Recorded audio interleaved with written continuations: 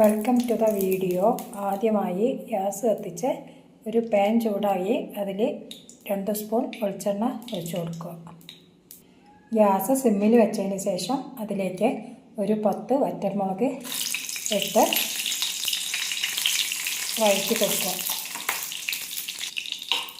വറ്റൽമുളക് ഒരു ബ്രൗൺ നിറമാകുന്നത് വരെ ഇളക്കി കൊടുക്കുക.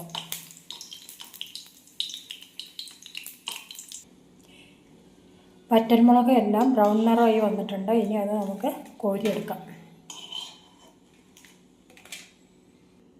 ഇനി ഗ്യാസ് ഓണാക്കിയതിന് ശേഷം ഒരു 100 ഗ്രാം ചുവന്ന ഉള്ളി, ചെറിയ ഉള്ളി ചെറിയ കഷ്ണങ്ങളാക്കി ഈ എണ്ണയിലേക്ക് ഇട്ട് കൊടുക്കാം. നെല്ലിക്ക വലുപ്പത്തിലുള്ള പുളിയും കൂടെ ഇതിലേക്ക് ആഡ് ചെയ്ത് കൊടുക്കാം. ഈ ഉള്ളിയും ഒന്ന് വഴറ്റി കൊടുക്കാം.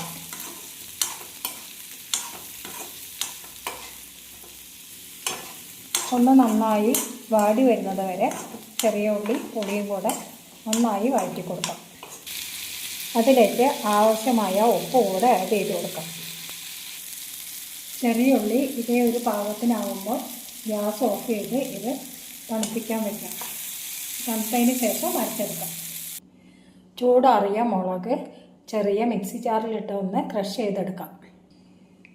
ഇങ്ങനെയാണ് ഞാൻ മുളക് ക്രഷ് ചെയ്തെടുത്തിരിക്കുന്നത്. ഇനി ഇതിലേക്ക് ഉള്ളി ആഡ് ചെയ്ത് കൊടുക്കാം. ക്രഷ് ചെയ്ത മുളകിലേക്ക് ചെറിയ ഉള്ളി ആഡ് ചെയ്ത് 2 കറിവേപ്പിലയും കൂടെ ചേർത്ത് കൊടുക്കാം. ഇനി ഇതൊന്ന് അരച്ചെടുക്കാം. നമ്മുടെ മുളക് ചമ്മന്തി റെഡി ആയിട്ടുണ്ട്. ദോശയ്ക്കും ചോറിനും എല്ലാം കഴിക്കാൻ ബെസ്റ്റാണ്.